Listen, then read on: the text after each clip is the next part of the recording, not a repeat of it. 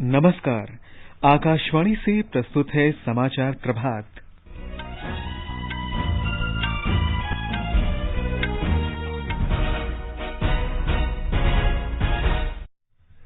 चक्रवाती तूफान यास 50 से 60 किलोमीटर प्रति घंटे की रफ्तार की तेज हवाओं के साथ झारखंड में सरायकेला खारसौन की तरफ बढ़ रहा है। 11,000 से अधिक लोगों को सुरक्षित स्थानों पर पहुंचाया गया। तूफान यास से ओडिशा और पश्चिम बंगाल में भारी तबाही, राहत और पुनर्वास अभियान जारी। प्रधानमंत्री नरेंद्र मोदी ने फ्रांस के राष्ट्रपति इमैनुअल मैक्रों से बातचीत की। कोरोना से निपटने में भारत की सहायता करने के लिए धन्यवाद दिया। देश में अब तक 20 करोड़ 25 लाख से अधिक कोविड टीके लगाए गए। देश में कोविड से स्वस्थ होने की दर 89.66% हुई। सरकार ने सोशल मीडिया मंचों से नए सूचना प्रौद्योगिकी नियमों का अनुपालन का ब्यौरा मांगा। आयुष मंत्री किरेन रिजिजू आयुष नैदानिक रिपोजिटरी पोर्टल और आयुष संजीवनी ऐप का तीसरा वर्जन आज जारी करेंगे। एंटीगा और बारमूडा के प्रधानमंत्री गैस्टन ब्राउन ने भगोड़े कारोबारी मेहुल चौकसी को भारत सौंपने का आश्वासन दिया। और दुबई में एशियाई मुक्केबाजी प्रतियोगिता में भारत के कई पदक पक्के, कई खिलाड़ी सेमीफाइनल में पहुंचे। समाचार प्रभात में रवि कपूर के साथ मैं निखिल कुमार।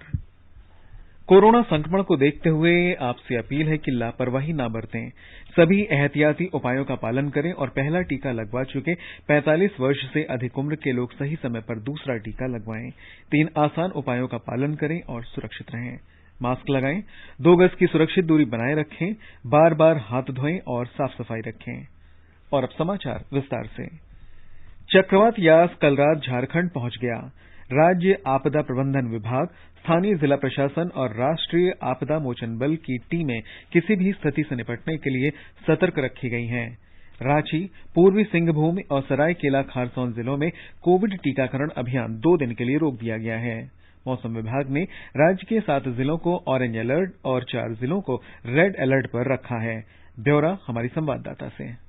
चक्रवात यास कल देर रात पूर्वी सिंहभूम जिले से होते हुए झारखंड में प्रवेश कर गया है और वर्तमान में झारखंड के सरायकेला खरसावां जिले से गुजरते हुए 10 किलोमीटर प्रति घंटे की रफ्तार से आगे बढ़ रहा है। जिला प्रशासन की ओर से लगातार लोगों से घरों के अंदर रहने और घरों से बाहर न निकलने की घोषणा की जा रही है। मौसम विभाग द्वारा पहले जारी पूर्वानुमान के विपरीत राज्य में प्रवेश करने के बाद चक्रवात की दिशा और अधिक पश्चिम की ओर बदल गई है। बोकारो, धनबाद, कोडरमा और गिरिडीह जिलों सहित कोयलांचल क्षेत्र अब चक्रवाती तूफान यास से कम प्रभावित होंगे, जबकि रांची, खूंटी, सिमडेगा, गुमला और झारखंड के अन्य आसपास के जिलों में लगातार होने वाली भारी बारिश, आंधी के साथ चक्रवाती तूफान यास का प्रभाव देखा जा रहा है। राज्य के अधिकतर प्रभावित हिस्सों में 50 से 60 किलोमीटर प्रति घंटे की रफ्तार से हवाएं चल रही हैं। मौसम विभाग ने अगले 2 दिनों तक तेज आंधी के साथ भारी बारिश की संभावना जताई है। मुख्यमंत्री हेमंत सोरेन ने कहा है कि वह राज्य में चक्रवात के प्रभावों की बारीकी से निगरानी कर रहे हैं और स्थानीय प्रशासन और एनडीआरएफ टीमों को लोगों की सुरक्षा के निर्देश दे रहे हैं।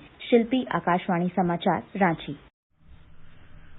ओडिशा सरकार ने चक्रवात यास से प्रभावित क्षेत्रों में जल्दी सामान्य स्थिति बहाल करने के आदेश जारी किए हैं। कल राजधानी भुवनेश्वर में यास से प्रभावित ओडिशा के उत्तरी जिलों में हुए नुकसान का जायजा लेने के बाद मुख्यमंत्री नवीन पटनायक ने आदेश दिया कि चक्रवात प्रभावित क्षेत्रों में 24 घंटे के भीतर बिजली आपूर्ति और सड़क परिवहन सेवा बहाल करने का कम से कम 80% काम पूरा किया जाए। उन्होंने भद्रक और बालेश्वर जैसे तटवर्ती जिलों में बाढ़ में डूबे 128 गांवों के लोगों को 7 दिन की राहत सामग्री देने की घोषणा की। ओडिशा में वर्षा और विनाशकारी तूफान लाने के बाद चक्रवात यास अब झारखंड की ओर बढ़ने लगा है। ओडिशा में राहत और बचाव कार्य युद्ध स्तर पर चल रहे हैं और बिजली आपूर्ति बहाल करने तथा सड़कों को साफ करने का काम तेजी से चल रहा है। हालांकि इस समुद्री तूफान से बिजली आपूर्ति और दूरसंचार नेटवर्क को बहुत नुकसान नहीं हुआ है, लेकिन निचले इलाकों में और विशेष रूप से भद्रक, बालेश्वर और मयूरभंज जिलों में पानी भर जाने से और पेड़ों की गिर जाने से बड़े पैमाने पर क्षति हुई है। 6 लाख लोगों को प्रभावित इलाकों इलाकों से निकालकर सुरक्षित स्थानों पर भेजा गया था। इस प्रकार कई लोगों की जान बचाई गई है। बालेश्वर और केवंझर जिलों में एक व्यक्ति की मौत की खबर भी है। इस बीच भुवनेश्वर में बीजू पटनायक अंतर्राष्ट्रीय हवाई अड्डे पर शाम से उड़ान सेवा फिर शुरू हो गई है। चक्रवात से निपटने की तैयारी के कारण हवाई अड्डों को कुछ घंटों के लिए बंद कर दिया गया था। भुवनेश्वर से आकाशवाणी समाचार के लिए गिरीश चंद्रा। तूफान यास उत्तर पश्चिम की ओर बढ़कर कमजोर पड़ गया है। मौसम विभाग ने बताया कि यास से अंडमान और निकोबार द्वीप समूह, ओडिशा तथा पश्चिम बंगाल सबसे अधिक प्रभावित हुए हैं। मौसम विभाग के महानिदेशक मृत्युंजय महापात्रा ने बताया कि ओडिशा में सर्वाधिक वर्षा दर्ज की गई। उन्होंने बताया कि चक्रवाती तूफान ताउते का प्रवाह 1800 किलोमीटर रहा, जबकि यास का प्रवाह 1000 किलोमीटर तक है। जो ज्यादा प्रभावित क्षेत्र रहा वो रहा अंडमान निकोबार आइलैंड, जब डिप्रेशन इसके पास खड़े थे। इसके बाद ओडिशा और वेस्ट बंगाल के ऊपर इसका प्रभाव रहा और सुबह तक झारखंड में इसका प्रभाव होने का भी उम्मीद है।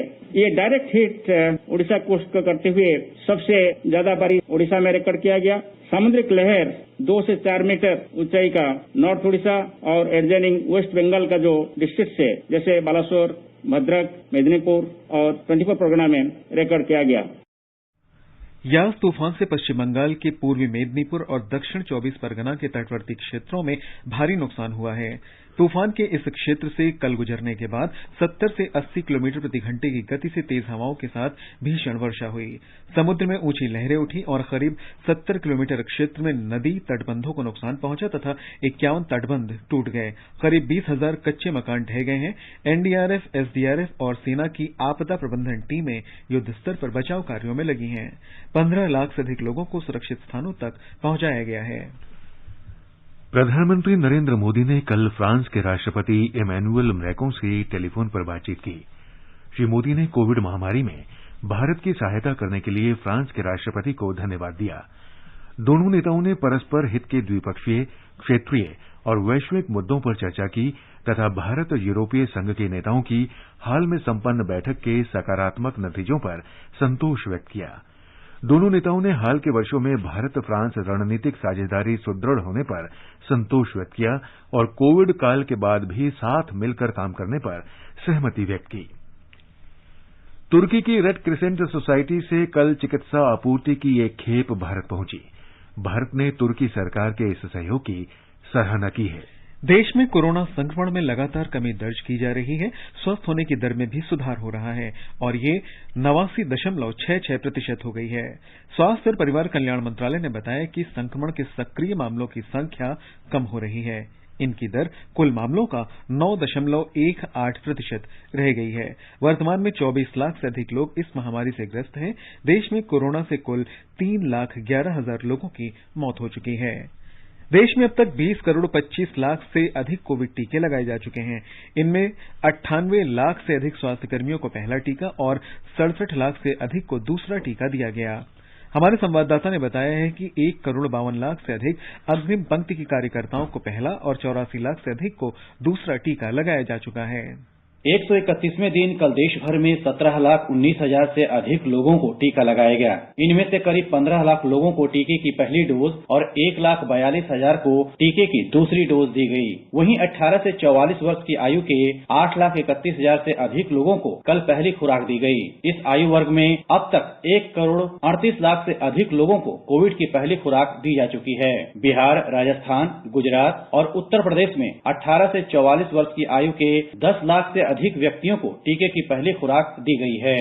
कोविड टीकाकरण का तीसरा चरण 1 मई से जारी है, जिसके अंतर्गत 18 से 44 वर्ष की उम्र वालों को टीके लगाए जा रहे हैं। दीपेंद्र कुमार, आकाशवाणी समाचार, दिल्ली। भारत में कोविड टीकाकरण के लिए 3 टीकों का इस्तेमाल हो रहा है।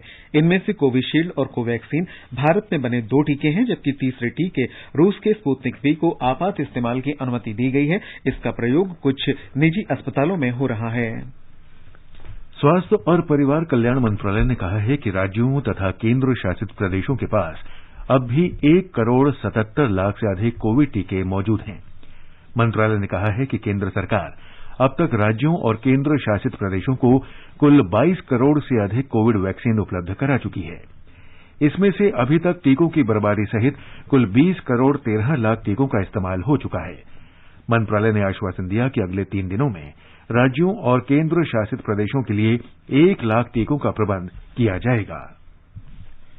उत्तर प्रदेश सरकार ने घोषणा की है कि कोविड के रोगी जो नेगेटिव रिपोर्ट आने के बाद समुचित स्वास्थ्य लाभ के लिए अस्पतालों में उपचार ले रहे हैं, उन सब का सरकारी अस्पतालों में निःशुल्क इलाज किया जाएगा। ब्यौरा हमारे संवाददाता से। राज्य के प्रमुख सचिव स्वास्थ्य आलोक कुमार की ओर से जारी आदेश में कहा गया है कि सरकार के संज्ञान में ये बात आई है कि बहुत से कोविड के मरीज जिनका इलाज अस्पताल में चल रहा है, उनके कोविड टेस्ट में निगेटिव रिपोर्ट आने के बाद भी रिकवरी में समय लगता है और इस दौरान उन्हें अस्पताल में पोस्ट कोविड वार्ड में भर्ती रहना पड़ता है। नए आदेश के मुताबिक कोविड जांच रिपोर्ट में निगेटिव आने के बाद पोस्ट कोविड रिकवरी के दौरान अस्पताल में भर्ती रहने पर उन्हें कोई शुल्क नहीं देना होगा। इस बीच राज्य में कोविड से मरीजों के ठीक होने की दर बढ़कर 95.1% हो गई है और नए मरीजों की संख्या भी तेजी से कम हुई है। पिछले 24 घंटों में केवल 3,371 नए कोविड मरीज राज्य में मिले हैं। वहीं कुल सक्रिय कोविड मरीजों की संख्या 62,271 रह गई है। मौजूदा वक्त में कोविड के सक्रिय मामलों के महज 80% से भी कम रह गए हैं। राज्य सरकार ने कल एक दिन में देश में सबसे ज्यादा 3.5 लाख से अधिक कोविड जांचें की हैं। सुशील चंद्र तिवारी, आकाशवाणी समाचार, लखनऊ।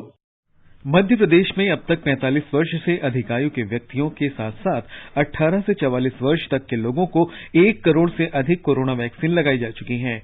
मुख्यमंत्री शिवराज सिंह चौहान ने टीकाकरण कार्य की समीक्षा करते हुए कहा कि प्रदेश में इसे अभियान के रूप में चलाया जाना चाहिए।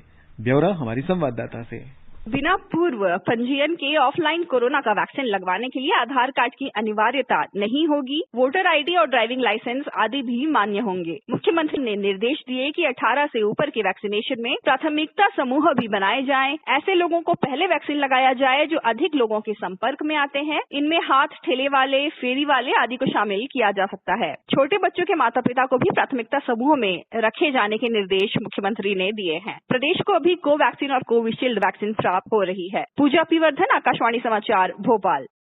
बिहार में कोविड संक्रमण में तेजी से कमी आ रही है। राज्य में संक्रमण मुक्त होने की दर बढ़कर करीब 95% हो गई है, जबकि संक्रमण दर घटकर 1.97% हो गई है। राज्य में 48 दिन बाद संक्रमण दर 2% से नीचे आ गई है। उपचार करा रहे लोगों की संख्या भी कम होकर 30,992 हो गई है। अब तक 6,62,000 से अधिक लोग संक्रमण मुक्त हो चुके हैं। राज्य में कल 2,603 लोगों में कोविड संक्रमण की पुष्टि हुई और 6,641 लोग ठीक हुए।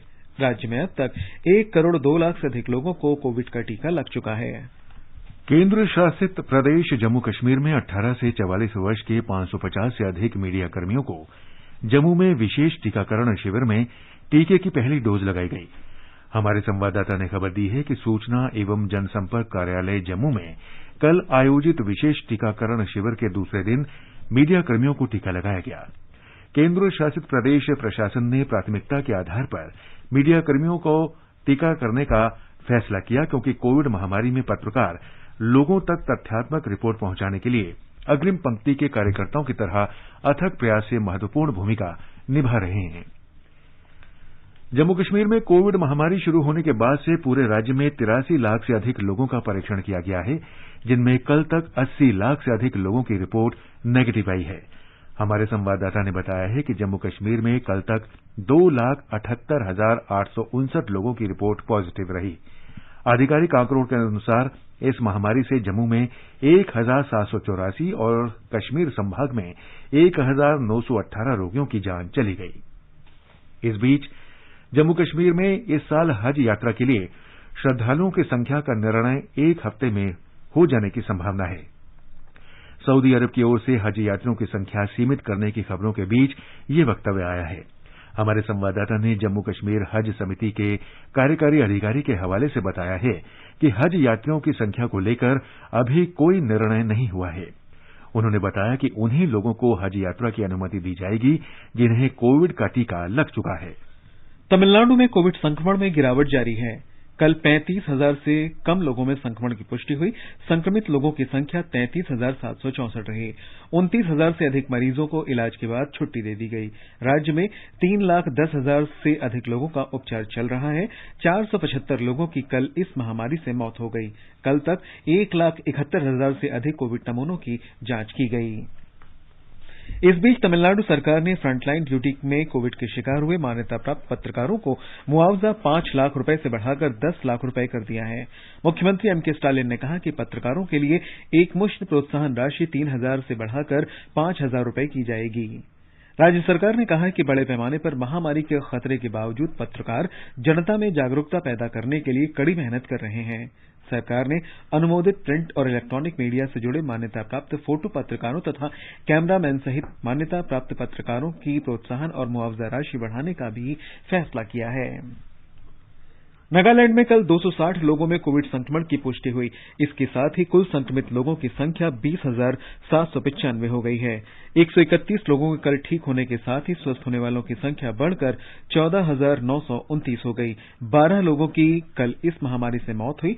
कोविड के कारण जान गंवाने वालों की संख्या बढ़कर 315 हो गई है।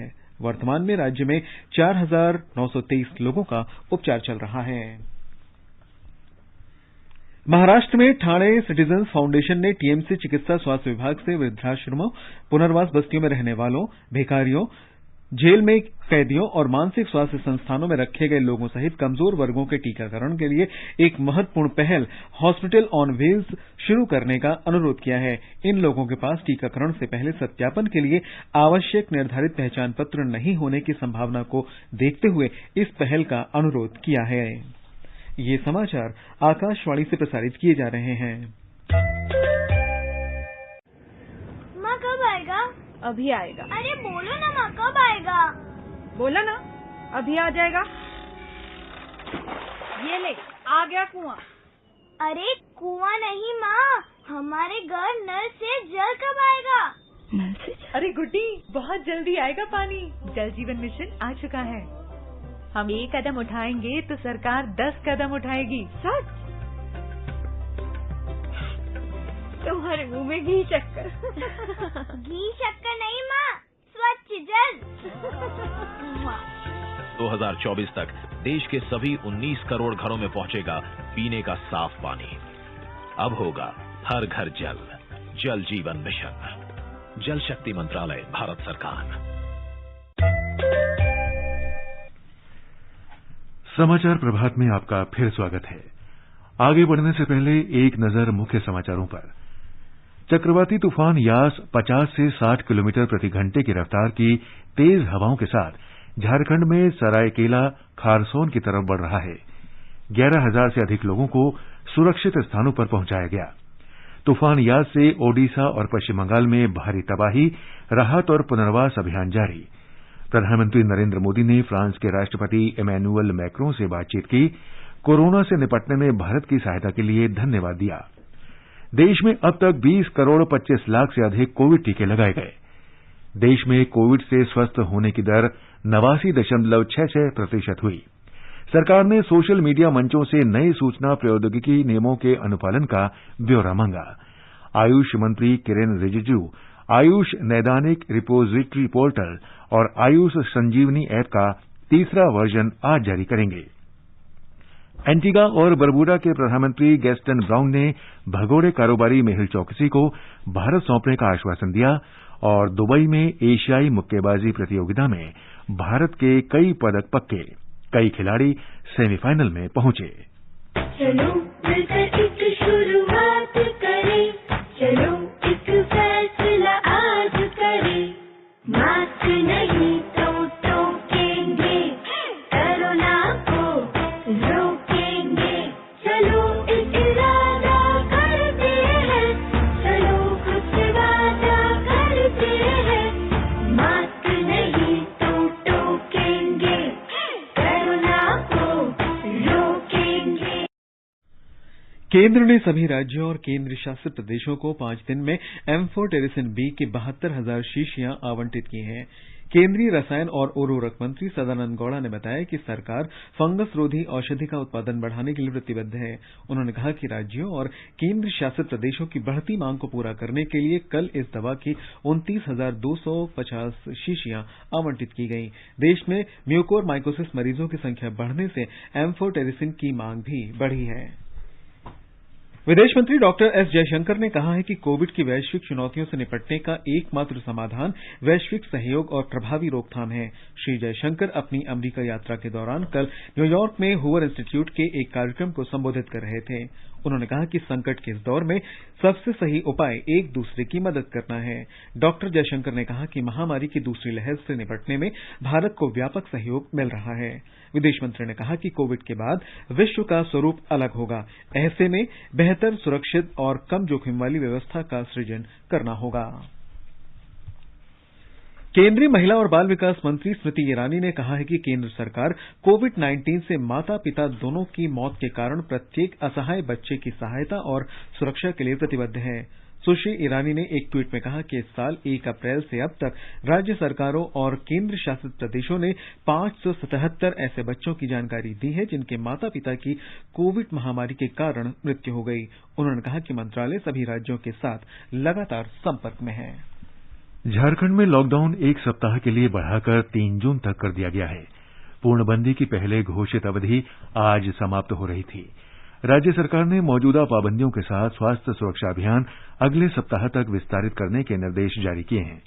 कोरोना संक्रमण की श्रृंखला तोड़ने के लिए राज्य में चौथी बार लॉकडाउन बढ़ाया गया है। राज्य में कोविड संक्रमण कम करने में लॉकडाउन की पाबंदियों से मदद मिली है। स्वस्थ होने की दर बढ़कर 94.28% हो गई है और संक्रमण की दर घटकर मात्र 0.40% पर आ गई है। बांग्लादेश सरकार ने कोविड स्थिति में सुधार होने पर 13 जून से प्राथमिक, माध्यमिक और उच्चतर माध्यमिक शिक्षण संस्थाएं फिर खोलने का निर्णय लिया है। शिक्षा मंत्री डॉक्टर दीपू मोनी ने कहा है कि अभी शिक्षण संस्थाएं 12 जून तक बंद रखी जाएंगी। उन्होंने कहा कि विद्यालय खुलने पर 2021 और 2022 में वरिष्ठ माध्यमिक और उच्चतर माध्यमिक परीक्षा देने वाले विद्यार्थियों के लिए नियमित कक्षाएं सप्ताह में 6 दिन चलेंगी। बांग्लादेश में कोरोना का पहला संक्रमण मिलने के बाद से सभी शिक्षण संस्थाएं पिछले वर्ष मार्च से बंद हैं। इलेक्ट्रॉनिकी और सूचना प्रौद्योगिकी मंत्रालय ने सोशल मीडिया मंचों से नए सूचना प्रौद्योगिकी नियम 2021 के अनुपालन का ब्यौरा मांगा है। इस वर्ष 25 फरवरी को अधिसूचित नए नियम कल से लागू हो गए। मंत्रालय ने नए नियमों के तहत डिजिटल प्लेटफॉर्म द्वारा नियुक्त मुख्य अनुपालन अधिकारी और रेजिडेंट शिकायत अधिकारी का भी विवरण मांगा है। केंद्र ने महत्वपूर्ण सोशल मीडिया प्लेटफॉर्म को 3 महीने का समय नए नियम समायोजित करने के लिए दिया था। 50 लाख यूजर्स से अधिक का कोई भी social media platform significant social media intermediary माना जाता है। आयुष मंत्री किरेन रिजिजू आज एक वर्चुअल आयोजन में आयुष नैदानिक रिपोजिटरी पोर्टल और आयुष संजीवनी ऐप का तीसरा वर्जन जारी करेंगे। रिपोजिटरी पोर्टल आयुष चिकित्सकों और आम लोगों दोनों के लिए उपयोगी साबित होगा। इसका उद्देश्य बड़े पैमाने पर आयुष चिकित्सकों के नैदानिक चिकित्सा अनुभव संकलित करना है। इससे न केवल चिकित्सकों और आम लोगों को लाभ होगा, बल्कि आयुष पद्धति की सभी धाराओं के लिए ठोस वैज्ञानिक आधार भी विकसित होगा। आयुष संजीवनी ऐप के तीसरे वर्जन से बिना लक्षण तथा हल्के और मध्यम लक्षण वाले कोविड रोगियों के उपचार में आयुष 64 और कबासुरा कुदिनीर औषधि सहित आयुष के अन्य उपायों की प्रभावी कारिता का अध्ययन किया जा सकेगा। एंटीगा और बरमूडा के प्रधानमंत्री गैस्टन ब्राउन ने कहा है कि भगोड़ा हीरा व्यापारी मेहुल चोकसी को भारत को सौंपा जाएगा। चोकसी डोमिनिका में मिला है। समाचार एजेंसी ANI के साथ विशेष भेंटवार्ता में श्री ब्राउन ने कहा कि डोमिनिका चोकसी के प्रत्यर्पण पर राजी है और एंटीगा उसे वापस अपने यहां स्वीकार नहीं करेगा। श्री ब्राउन ने कहा कि उन्होंने डोमिनिका के प्रधानमंत्री रूसवेल्ट स्कैरिट और वहां के कानूनी संगठनों से अनुरोध किया है कि चौकसी को वापस एंटीगा न भेजा जाए, जहां उसे नागरिक के रूप में कानूनी और संवैधानिक सुरक्षा कवच मिला हुआ है। दुबई में एशियाई मुक्केबाजी प्रतियोगिता में अमित पंघल, वारिंदर और विकास कृष्णन सेमीफाइनल में पहुंच गए हैं और भारत के लिए पदक पक्के हो गए हैं। हालांकि कल रात क्वार्टर फाइनल में आशीष कुमार चौधरी को 75 किलोग्राम वर्ग में कजाकिस्तान के आबिल खान अमानकुल से हार का सामना करना पड़ा। 69 किलोग्राम वर्ग के क्वार्टर फाइनल में विकास कृष्ण ने ईरान के मोसेलम मकसूदी मालामिर को मात दी। सेमीफाइनल में विकास का सामना उज्बेकिस्तान के बोबो उस्मान से होगा। 60 किलोग्राम वर्ग में वारिंदर ने फिलीपींस के सैमुअल डेला क्रूज को हराकर सेमीफाइनल में जगह बनाई। महिला वर्ग में आज एमसी मैरीकॉम 51 किलोग्राम वर्ग के सेमीफाइनल में उतरेंगी। भारतीय महिला टीम लगभग सभी भार श्रेणियों के सेमीफाइनल में पहुंच गई है। उज्बेकिस्तान के ताशकंद में चल रही जूनियर विश्व भारोत्तोलन चैंपियनशिप में पुरुषों के 73 किलोग्राम वर्ग में भारतीय भारोत्तोलक अंचित शेवली ने रजत पदक जीता है। 73 किलोग्राम वर्ग के राष्ट्रीय चैंपियन अंचित ने 141 किलोग्राम स्नैच और 172 किलोग्राम क्लीन एंड जर्क सहित कुल 313 किलोग्राम वजन उठाए। इंडोनेशिया के रिजकी जुनियास्याह ने 155 किलोग्राम स्नैच और 194 किलोग्राम क्लीन एंड जर्क सहित 349 किलोग्राम भारोत्तोलन का विश्व रिकॉर्ड बनाते हुए स्वर्ण पदक जीता। अंचित शेवली के पदक के साथ ही जूनियर विश्व भारोत्तोलन चैंपियनशिप में भारतीय अभियान संपन्न हो गया है। और अब एक नजर आज के मौसम पर। राष्ट्रीय राजधानी दिल्ली में आंशिक रूप से बादल छाए रहेंगे। न्यूनतम तापमान 22 डिग्री सेल्सियस दर्ज किया गया। अधिकतम तापमान 40 डिग्री सेल्सियस रहने का अनुमान है।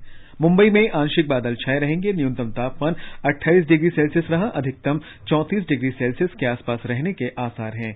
चेन्नई में बादल छाए रहने और हल्की वर्षा की उम्मीद है। तापमान 27 से 40 डिग्री सेल्सियस के बीच रहेगा।